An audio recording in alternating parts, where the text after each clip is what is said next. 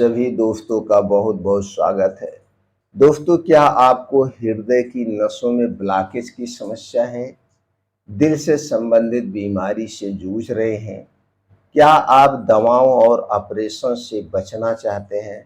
तो दोस्तों, आज हम बात करेंगे रिसर्च पर आधारित पूरी तरह से नेचुरल जो नसों को साफ करने में मदद कर सकती है। तो वीडियो को ध्यान से अंत तक दोस्तों सुनिएगा। सुनने के बाद अगर आप हमारी जानकारी से पूर्ण रूप से संतुष्ट होना, तो इस जानकारी को ज़्यादा से ज़्यादा लोगों तक पहुंचाइएगा, जिससे सब लोग घर पे रहकर अपने आप को सेफ रख सकें, अपनी बीमारी को ठीक कर सकें। तो एक एक पॉइंट पे हम चर्चा करेंगे। जो भी बातें समझ में ना आए तो आप कमेंट सेक्शन के माध्यम से पूछ सकते हैं। दोस्तों, जानकारी अच्छी लगे तो चैनल को सब्सक्राइब कर सकते हैं, बेल आइकॉन का बटन ऑन कर सकते हैं, जिससे हर एक वीडियो की नोटिफिकेशन आपको मिलती रहे। आप हमारा उत्साह बढ़ाने के लिए दोस्तों वीडियो को लाइक करके कमेंट सेक्शन में ओके थैंक्स कुछ भी लिख सकते हैं। तो चलिए दोस्तों, सबसे पहले जानते हैं ब्लॉकेज कैसे बनती हैं। शॉर्टकट में समझते हुए चलते हैं। दोस्तों, धमनियों में प्लाक जमा होना, कोलेस्ट्रॉल, हाई बीपी और सूजन, ये सब कारण बनते हैं। यह धीरे धीरे रक्त प्रवाह को रोक देते हैं, जिससे दोस्तों रक्त का थक्का जमने लगता है और वहाँ पे ब्लॉकेज होने लगती है। फिर हार्ट अटैक या फिर ब्रेन हेमरेज या दोस्तों कई और स्ट्रोक आने के खतरे बढ़ जाते हैं। तो दोस्तों, सबसे हम पहले बात कर लेते हैं पहले हम बात कर लेते हैं दिनचर्या के बारे में, क्योंकि दोस्तों दिनचर्या बहुत अहम रोल अदा करती है हृदय से संबंधित, लाइफ स्टाइल से संबंधित बीमारियों से बचने के लिए। आज के समय की जो लाइफ स्टाइल है, जो दिनचर्या है दोस्तों, एकदम गलत है। तो आपको पहली दिनचर्या जो अपनानी है वो खाने पे आपको विशेष ध्यान देना है, क्योंकि आयुर्वेद में कहा गया है food as medicine, time as medicine. दोस्तों, यही खाना आपके दवा के रूप में काम करते हैं। अगर इसी खाने को आप गलत समय पे गलत तरीके से खाएंगे तो यही हमारे लिए विष का काम करता है। तो दोस्तों, इसीलिए कहा गया food as medicine, time as medicine.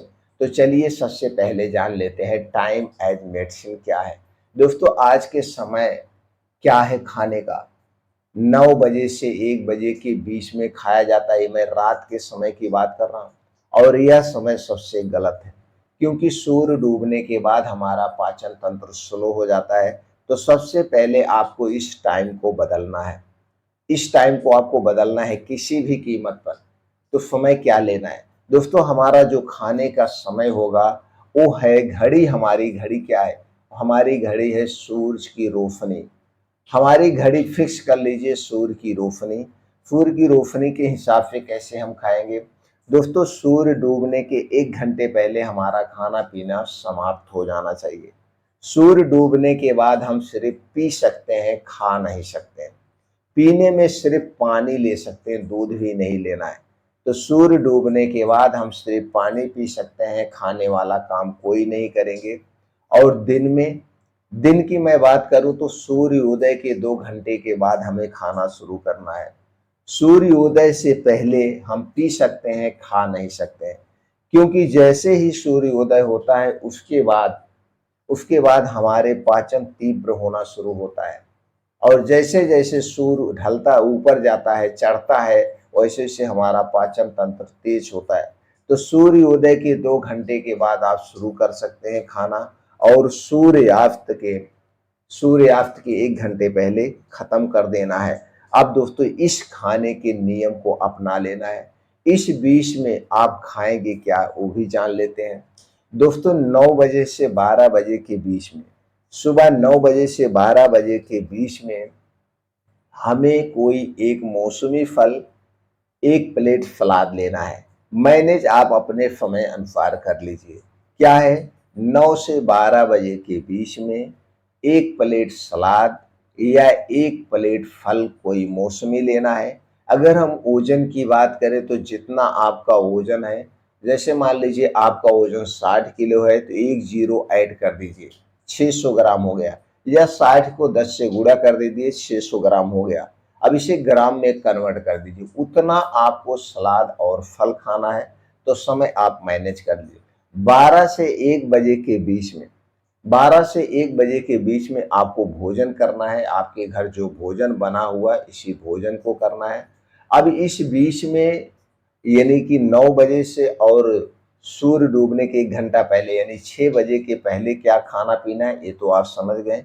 अब इस बीच में जब भी आपको कुछ और खाने पीने की इच्छा हो तो कोई मौसमी फल ले सकते हैं, जीरे का पानी ले सकते हैं, अदरक का पानी ले सकते हैं, नींबू पानी पी सकते हैं, बेल का शरबत पी सकते हैं, लेकिन चीनी नहीं होना चाहिए, नारियल पानी यानी बीच में आप कुछ ले सकते हैं। ये हो गया।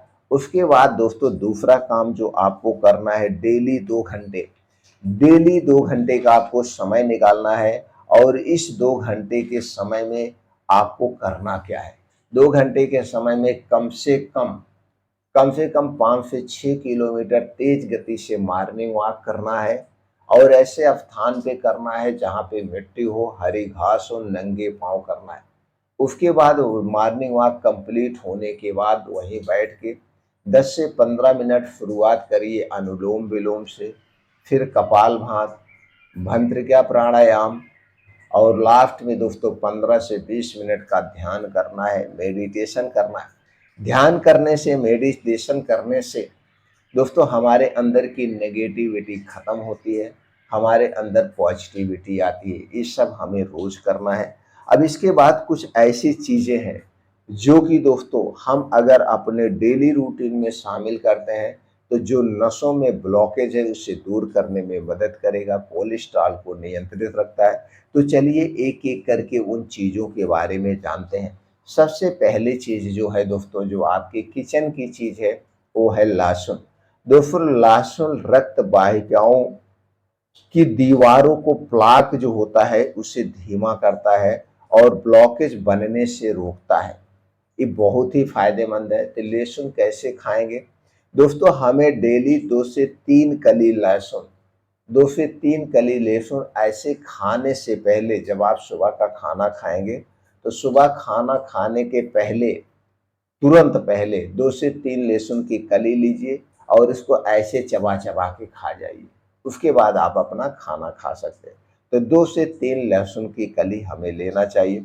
दूसरी चीज़ है दोस्तों जो कि नसों की ब्लॉकेज को सॉल्व करने में बहुत ही फायदेमंद है, हृदय रोग से भी बचाती है, डायबिटीज से, शुगर से भी बचाती है, ब्लड प्रेशर को नियंत्रित करने में मदद करती है, जोड़ों के दर्द, कमर के दर्द में भी फायदेमंद माना जाता है। और इसका अभी तक कोई साइड इफेक्ट नहीं मिला है। वो है अर्जुन की छाल। अर्जुन की छाल बहुत ही फायदेमंद है। अर्जुन की छाल का प्रयोग कैसे करेंगे दोस्तों, अगर आप अर्जुन की छाल की बात करें तो आपको पंसारी की दुकान पे भी मिल जाएगा, नहीं तो अर्जुन का पेड़ सब जगह मिल जाएगा। उस पेड़ से छाल लाइए, उसे सुखवा लीजिए, पाउडर बना करके आप रख लीजिए, तब इसका आप प्रयोग कर सकते हैं। कैसे करना है दोस्तों, 10 ग्राम पाउडर 2 कप पानी में उबाल लीजिए। उबालते समय जब पानी 1 कप बचे तो इसी को रोज सुबह खाली पेट चाय के तौर पे पीना है। बस इतना ध्यान देना है, इस पानी को पीने से पहले और पीने के 2-2.5 घंटे बाद तक कुछ नहीं खाना पीना है। अगली चीज है दोस्तों हल्दी। हल्दी में कैरकुमिन टाइप का एक ऐसा तत्व पाया जाता है जो किसी और चीज में नहीं पाया जाता। इसके अलावा हल्दी में एंटी इंफ्लामेटरी गुण, एंटी माइक्रोबियल गुण, एंटी फंगल गुण भी पाए जाते हैं। तो आपके शरीर में कहीं सूजन है, सूजन को कम करता है और ब्लड वेसल्स को सुरक्षित रखता है। तो हल्दी का सेवन कैसे करेंगे दोस्तों, हल्दी का सेवन 2 तरीके से आप कर सकते हैं। हल्दी वाला पानी पी के और हल्दी वाला दूध पी के, दोनों तरीके से आप हल्दी का सेवन कर सकते हैं। अगली चीज है जो ब्लड को साफ करने में मदद करती है, वो फाइबर युक्त आहार। दोस्तों American journal of clinical nutrients के अनुसार घुलनशील फाइबर कोलेस्ट्रॉल को कम करने और ब्लॉकेज से बचाने में मदद करता है।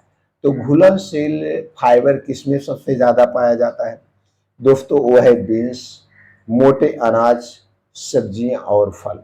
तो इन चीज़ों को अपने डेली रूटीन में आप शामिल कर सकते हैं। पांचवी चीज़ की बात करें जो हमारे डेली रूटीन में होना चाहिए, ओमेगा थ्री फैटी एसिड।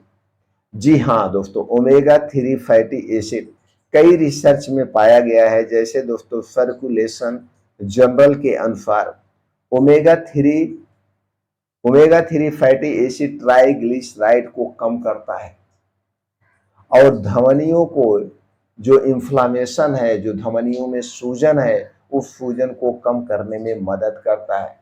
तो ओमेगा थ्री फैटी एसिड का सबसे अच्छा स्रोत क्या है? वो है अलसी का बीज।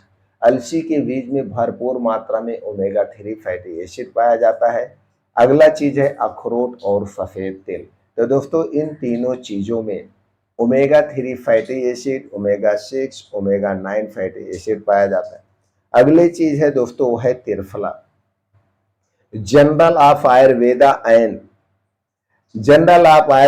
एंड द इंटीग्रेटेड मेडिसिन के अनुसार दोस्तों त्रिफला शरीर की सूजन को और ऑक्सीडेटिव स्ट्रेस को कम करने में सबसे ज्यादा प्रभावी पाया गया है। तो आप त्रिफला का भी सेवन कर सकते हैं। तो त्रिफला का सेवन करना भी बहुत आसान है। त्रिफला वैसे भी दोस्तों हमारे पूरे शरीर के लिए सुरक्षा कवच का काम करता है। त्रिफला हमारे शरीर के वात पित्त कफ तीनों को बैलेंस करके रखता है। तो त्रिफला का सेवन आप कर सकते हैं 1 चम्मच रोज रात में गुनगुने पानी के साथ। ये तो हो गए दोस्तों जो कि हमें लेना चाहिए। अब हमें क्या नहीं लेना चाहिए ये भी जानने की जरूरत है। दोस्तों परहेज सबसे ज्यादा जरूरी है। आप दवा कम खाइए लेकिन परहेज ज्यादा करिए। जितने आप परहेज करेंगे उतने जल्दी आपके हर एक बीमारी दूर होगी। तो परहेज के तौर पे दोस्तों चीनी से बनी हुई कोई भी चीज नहीं लेना है, कोई भी चीज नहीं लेना है। दूसरी चीज है मैदा से बनी हुई कोई चीज नहीं लेना है। तीसरी चीज है रिफाइन किया गया तेल, चाहे जो भी तेल हो वो अगर रिफाइन किया गया तो उसे आपको नहीं लेना है। ये तीन चीजों से बनी हुई जितनी चीजें आपको बिल्कुल नहीं लेना है। ठंडा पेय पदार्थ, चाहे कोल्ड ड्रिंक्स हुआ, सॉफ्ट ड्रिंक हुआ, कोई भी ड्रिंक्स हुआ, इन्हें हमें नहीं लेना है। ठंडा पेय पदार्थ हमारे शरीर के वात पित्त कफ को बढ़ाता है। धूम्रपान, अल्कोहल, शराब का सेवन बिल्कुल नहीं करना है। ये चीजें दोस्तों हमारे लिए सबसे ज्यादा खतरनाक है। तो दोस्तों इन चीजों से आप परहेज करेंगे तो आपको पूर्ण रूप से अस्थायी आराम मिलेगा। पूर्ण रूप से अस्थायी आराम मिलेगा। ट्रायल के तौर पे आप 90 दिन फॉलो करके देख सकते हैं। इसे फॉलो करते समय आपको कोई नुकसान नहीं होगा।